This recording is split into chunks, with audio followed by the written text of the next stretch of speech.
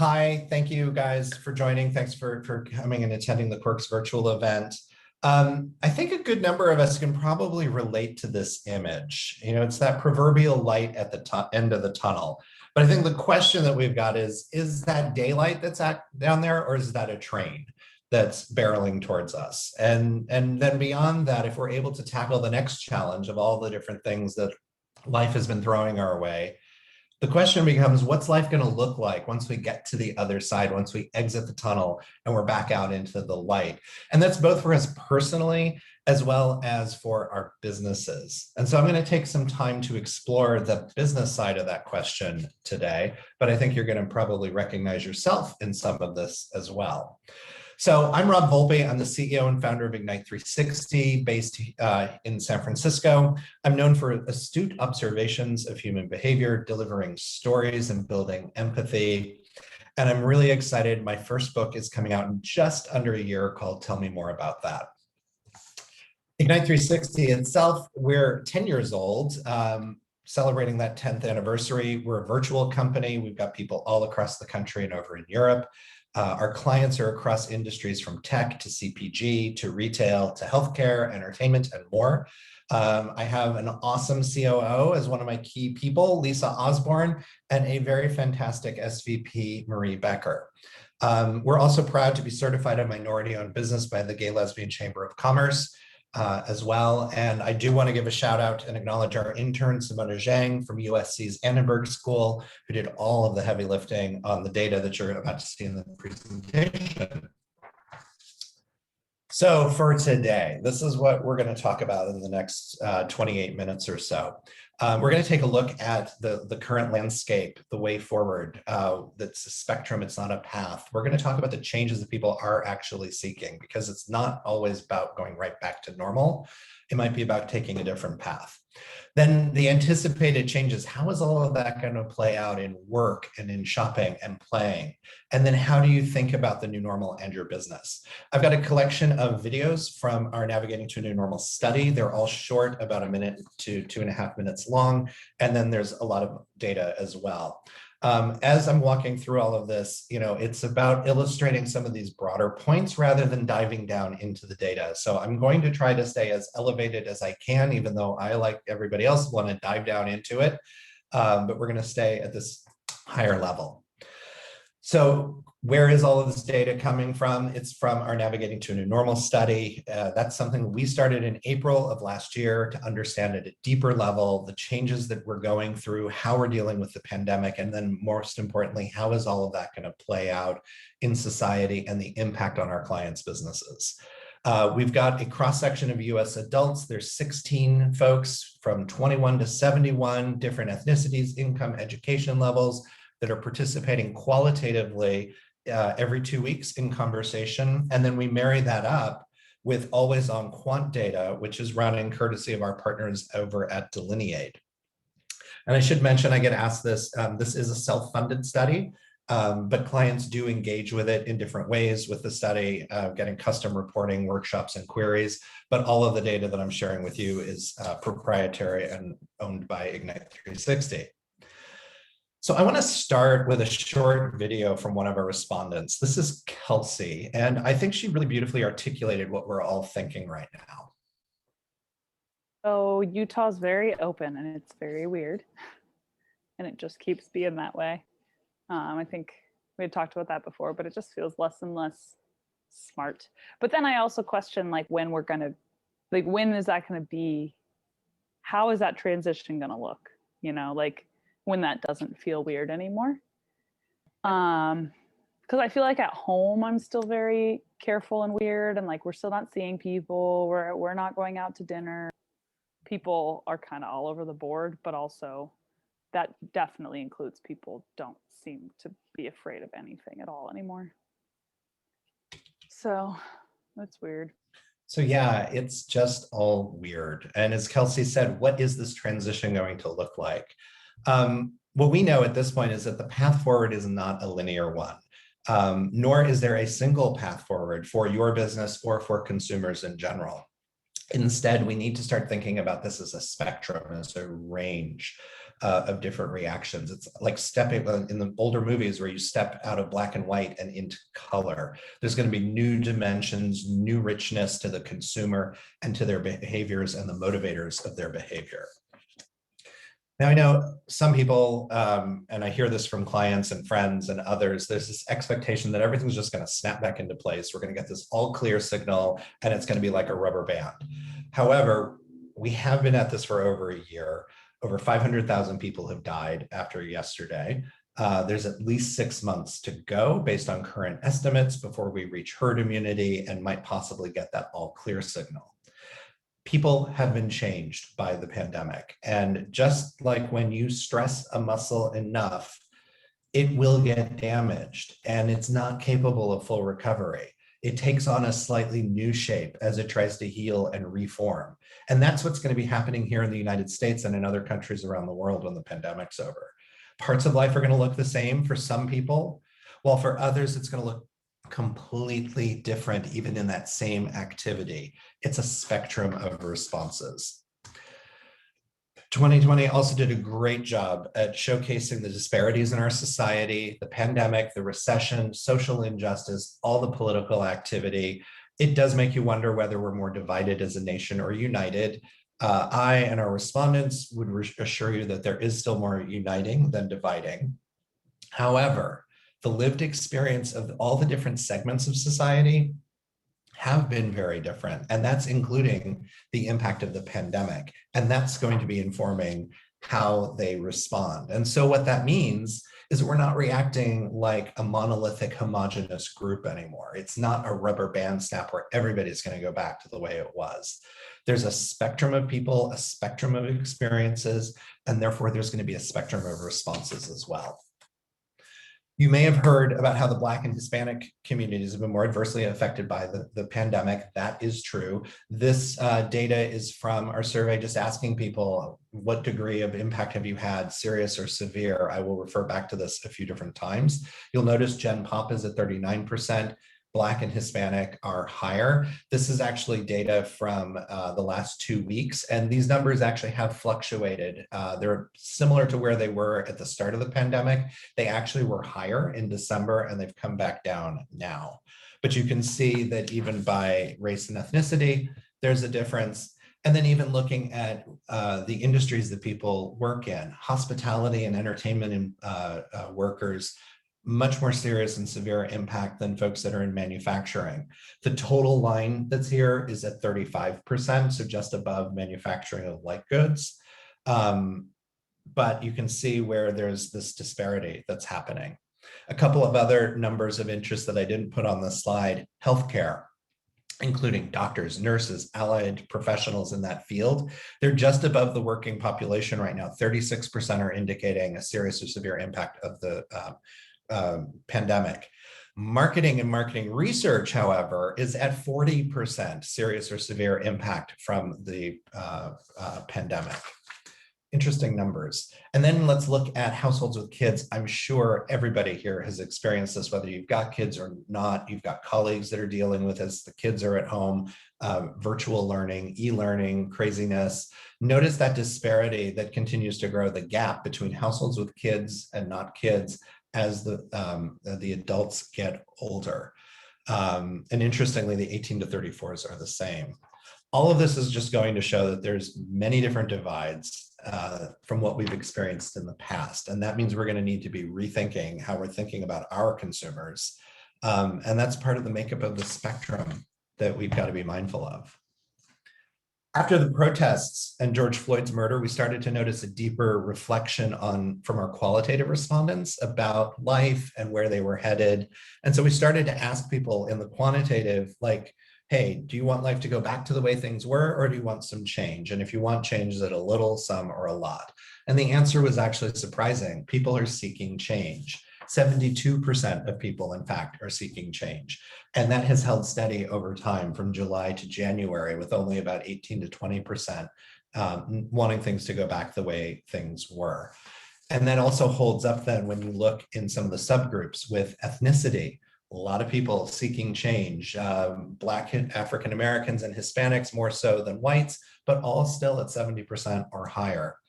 Gender, women generally seeking change more than men, but even the guys are still seeking a good amount of change. And even income level, lower income, a little less, and there's that dip in November. We're not sure where that data was coming from or what was causing that decline. Might be the election, might have been something else. But okay, that's great. People want change, but what change do they want actually? So we had a follow-up question that shared a lot more. And what we've seen is there's this desire for people to be more present in the moments in their life. It's showing up as gratitude and how they're choosing to spend their time. More materialistic pursuits aren't changes that people are seeking. They're not looking to go spend more money, have the latest and greatest new thing. It's really stepping back and reflecting and connecting. 72% of people are seeking more gratitude, learning to appreciate the things that they have. That number's been steady since we launched that question in the summer. Additionally, spending more time with family. That actually increased since October. There was a little bit of a dip in December. I'm wondering if that's because of holiday family burnout that might have happened, but it's currently at a high at this moment with most subgroups. We're also missing out on our social connections. As you might expect, there's this overall rise of about 7% from October till February for people wanting to socialize with their friends. And in subgroups, it's made even stronger headway, or there's stronger demand, I should say, for socializing and connecting with your friends, 35, especially among 35 to 54-year-olds, Hispanics, Blacks, and people who are suddenly working from home in the pandemic. And of all the people reporting a serious or severe impact from the pandemic, 60% in our February data want more socializing with their friends. That number is up by 10% since October, 10 percentage points since October. So the pandemic's clearly taking a toll on our social life. And it's also interesting, there's a good number of people that are looking to have more empathy and try to understand the perspective and point of view. Let's take a moment. I've got a short video now to hear a little more about these changes from several of our participants. But because COVID happened, I just don't have the same desire to travel or see things because of COVID. So that's why it made me make the decision, okay, how can I create my circle, my life on what I want it to be compared to saying what I don't have and what I can't do. Yeah. Create a life of what I know I enjoy. But in the meantime, I'm trying to set up my life here on things I like and things I like to do. And don't get bogged down with being upset or angry that I can't do because I can't change anything.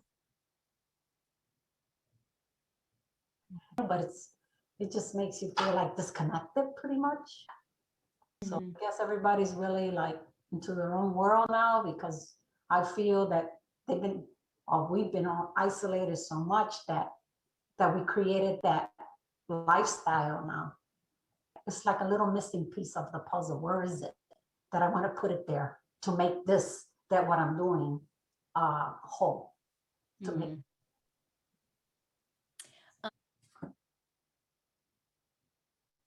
I think the pandemic has made me feel really far away. Like, I think of my friends that can so easily, like, they were working from home and then they drive the 2, 4, 10 hours to go see their families. So I'm like, I have to do a flight, which I'm exposed to different things. And like, so you feel really far away, you know? Yeah. And so that, I think, at least sped along the thought process of like, we need to do things on this house. So there's clearly this reassessment happening of life. People are missing their connections. They want to regain those. They're building their nests out. The question is, how is all of this going to play out? Where is all of this going to go? So let's start with work and what's going to happen in the traditional office space. So you can see here, the influences of gratitude and being more present is starting to show up and impact people and inform their thinking about returning back to the office space. 71% of the people that were working from home because of the pandemic feel that looking outward at society, people will work more from home more often. That compares to a Gen Pop total of 61%, so it's 10 percentage points higher. On an individual level, the numbers over on the left, 48% of the people who are currently working from home due to the pandemic want more work from home for themselves in the future compared to what they were doing in the past. And then when you ask people about going to work in the main workplace, nearly 1/3 want to do less, that bottom number on the right, want to do less of that than they did a year from now than they did in the past.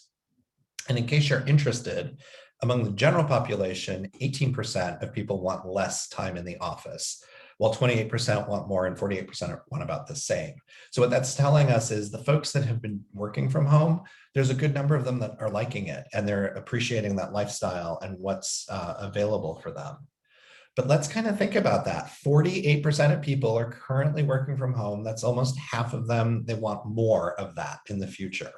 That's a ton of people, and it's a huge stone that's going to get thrown into the pond that's going to make a lot of ripples. And those ripples could really have huge, huge ramifications on many businesses and economies. And obviously, like, companies have a say in this. They could all just say, no, you're coming back to work. But tech companies in particular have been leading the charge, been very open to it, and are rewriting their work policies to accommodate that. Twitter's already said people don't need to come back into the office. Facebook and Google reworking their policies. Other companies I know are doing the same thing. And what that means for people looking for that work from home lifestyle, the tech companies are suddenly even more attractive. It's top to the foosball tables and the snack bars and the kombucha on tap. And now they can actually work from home and work remotely. What that will do is cause other companies and other industries who might start losing people to tech and losing talent to respond and allow that flexibility as well. So that just continues to snowball things. And so what does that mean? What's the so what here? More people are going to work from home. How is that going to play out? Let's take a look. And as I start this, I've got a few different advances here. I want you to just think about where your brand or business or your client's business fits in a person's work life. Are you a beverage or food product, a retailer, support service provider, a transportation operator? Let's see what might actually happen. And imagine, like, let's just say 31% decline in people going into the office based on our other data. Think about the economic footprint of your consumer, of your individual. They're not going to work as often. They're not going into the office. So gas consumption goes down, spending on gas, transit revenue goes down, snacks for the office or the commute goes down. They're looking for things, though, to eat at home. And if you're like me, the peanut butter and jelly sandwich is a little tired. But you're looking for something that's quick, that's nutritious, that feels fresh, but isn't necessarily making a full meal. Think about all the support services near the office, the cafes, the dry cleaners, the gyms, the restaurants, all the other things that support a workplace environment. Those are going to go down if 31% of their business is not coming into that trading area anymore. Work from home equipment. If people are working from home, we need better screens, monitors, chairs, more ergonomics, lots of growth that could happen there. Increased collaboration tools, Teams and Zoom and some of the other share platforms that have developed and improved their services. And there's going to be need for even more of that, as we're still going to want to have a human connection as best we can with our remote workers. We might also get tired of our stylish or of our less than stylish athleisure wear. I'm actually wearing a shirt with a collar today rather than my usual sweatshirt or sweater. So where's the opportunity there to bring in a more stylish work from home wardrobe appropriate for those video meetings? In San Francisco, rent dropped by 25%. For residential properties here in the last year, because people were not having to work in the office and their apartments were too small.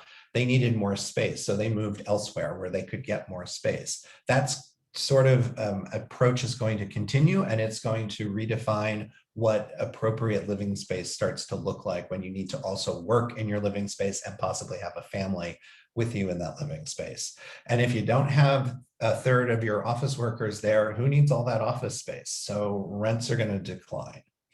But an interesting thing that might also happen is the economic impact as people take their personal economy and go live in other communities, or even, you know, as I live in my neighborhood, all of my spending is now in my neighborhood rather than where an office would have been.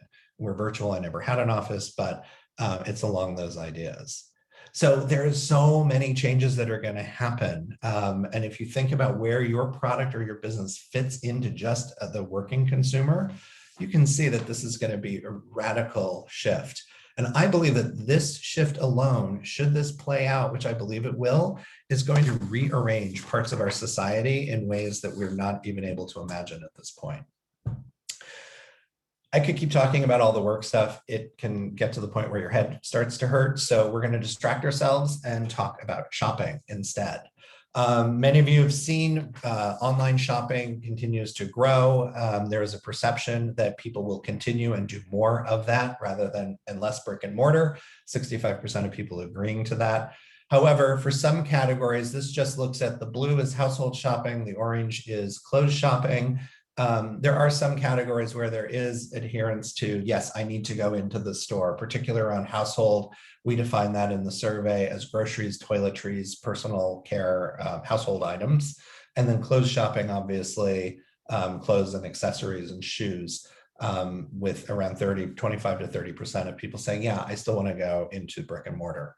Far-reaching impact for the future as more online, but also opportunity exists for brick and mortar, not just because people need to squeeze the produce before they buy it or try on the clothes, but there's actually a human advantage to brick and mortar. And that's an opportunity to play up that human connection for brick and mortar retailers, or even if you've just got a brick and mortar as well as an online operation. We recently asked our participants to describe a bad shopping experience, a good shopping experience, and a fun shopping experience. Online purchases tended to fall into bad, maybe the good, while any in-person experience was coming up as a good and always a fun shopping experience. And it was the human element that was part of that. It was not just the people that you were with while you were shopping, but we heard about the interaction with the clerks in the store and the way that they help you and the way that they make you feel. That is an advantage that brick and mortar has over online. And we put together a quick reel, a video with our folks talking about that. I prefer in person, but I like the convenience of online. Like it's the same thing, like a phone call versus a video call. You're able to read the person a bit more. And does that go for, are you thinking just of small shops or all shops? Across the board, yeah. Like, yeah, there's a feel, you know, like that. Do they really give a crap about you or not? A big box, even a big box store.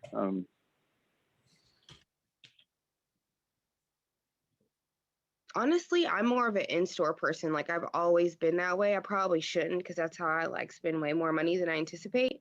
But I like going in store and like looking at it and feeling it and like grabbing it, you know, like having it right then and there. Like I feel like if you pay for something, you want it whenever you pay for it. You know, you don't want to wait on it to ship.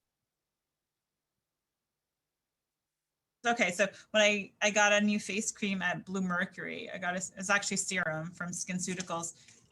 It's actually fun because the girl that helped me was really nice.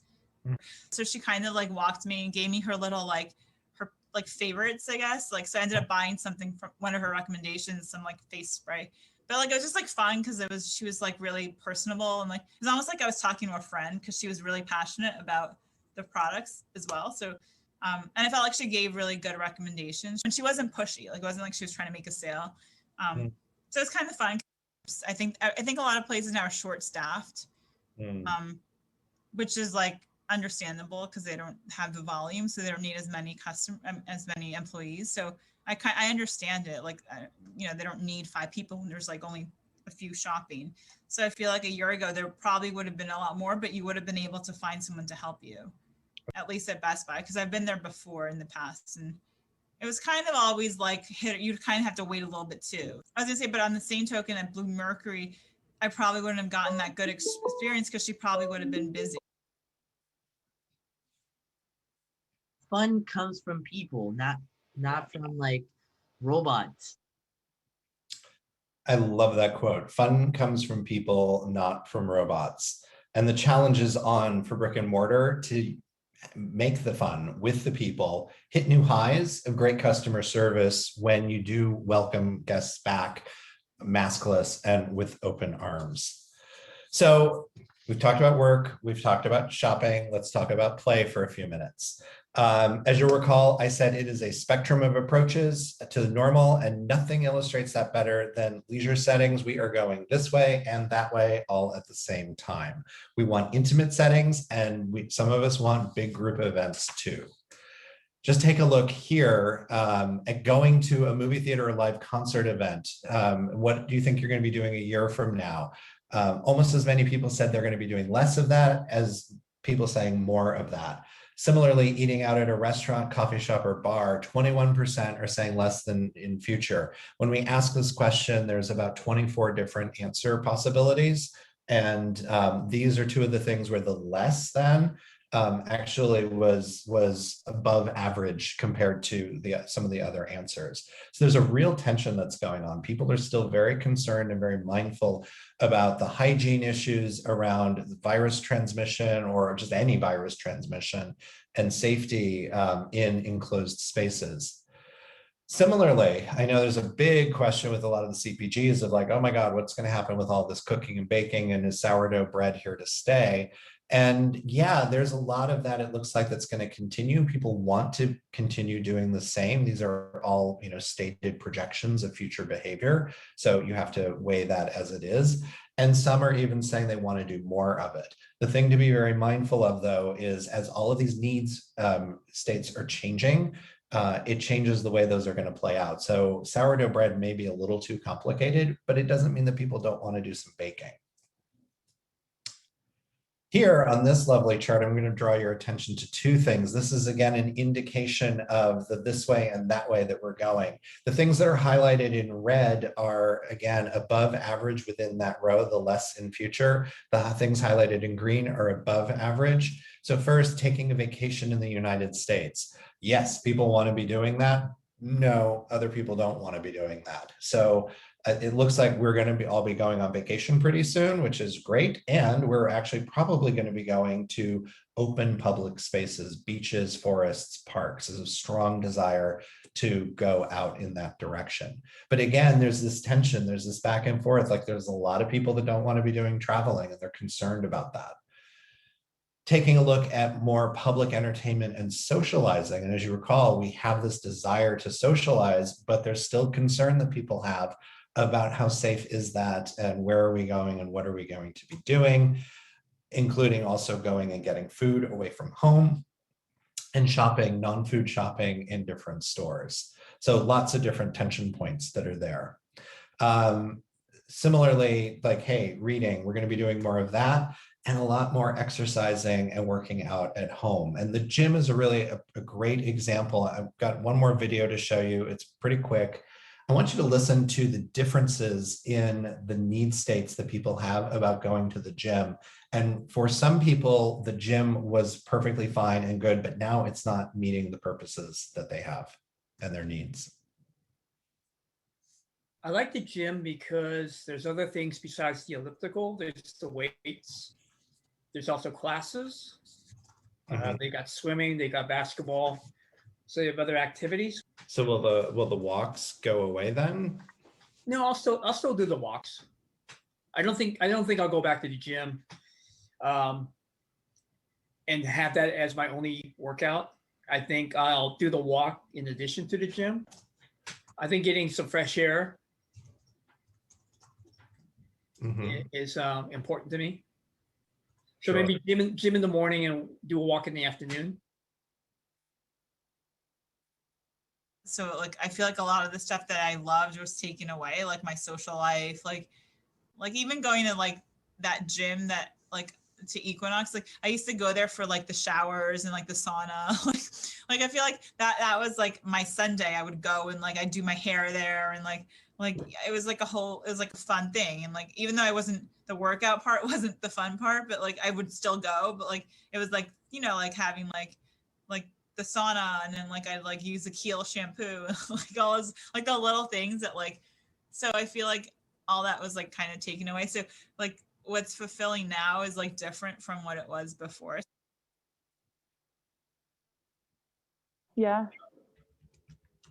I think it's going to be a while before like indoor exercise to me is going to feel worth it, even if it feels safe. Like I think there's going to be a period of time where I'm still going to question, like, do I need to spend the money on that? Because I can go do these things outside or like in my living room. And I don't think it'll be from like being uncomfortable or feeling unsafe. Like I think we'll reach a point sooner than when I'll decide to go to the gym. Like I think there'll be a point where I'll be like, yeah, I would go, but I don't really need to spend that money because I have all these other options. I think I'll keep a lot of it up. On the workouts, is it the workout or the community or both? The workout. I don't really care as much about the community. Like even with this whole Peloton thing, I'm like, people are into this. Maybe I will, but I like that it's like a workout and I can pick how hard and I can pick how long and I can pick what body group we're doing and like, let's do it. Like you got 20 minutes between class, go. And I like that. So I think I counted about 4 distinct need states there that were coming up. And so that really leaves the question like, okay, we're at the end of the tunnel. What do we do? And how do you start to plan and look ahead for your business? So I think about this in 3 key areas: recognize, reimagine, and respond.